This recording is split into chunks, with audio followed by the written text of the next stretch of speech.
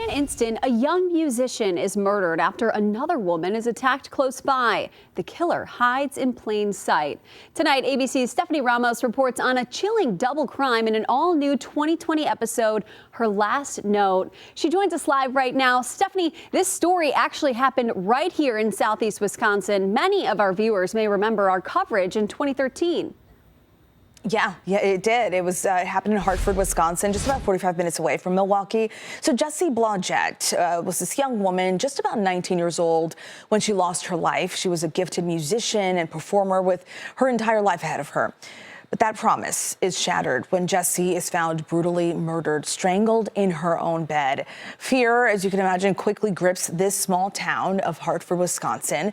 And investigators, they start digging into Jessie's life, which is the usual, right? Figuring out who was around her, what circles she was traveling in. So they start zeroing in on the people closest to her, and that includes an older man she had written about in her diary just hours before she was killed, though he's ultimately ruled out.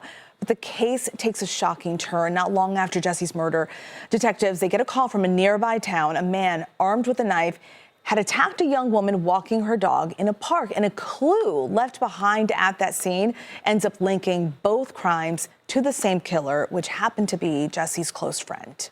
Yeah, incredible that survivor was able to help with this situation. Some people in our area may believe they already know this story already, but 2020 is going to have new interviews really digging deeper into this situation and the survivor story too. Absolutely. We spoke at length with the young woman by the name of Melissa. She's the woman that was attacked in that park. We walked that park with her, and she kind of showed us exactly what her steps were, exactly what happened. We also hear from Jessie's father in the courtroom as he faces the killer, as he faces Dan Bartelt. And that's really what struck me the most, just the amount of forgiveness that Jessie's parents have been able to show toward Dan. Dan took their only child, and they've just been really, really moving forward. Buck is his name, Buck Blodgett. He started a project called Love is Greater Than Hate. It's working to end interpersonal violence and promoting forgiveness, and that is his driver now, and that's what he's doing to keep Jessie's memory alive.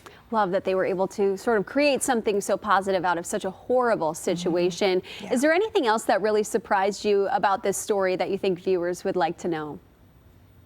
Absolutely.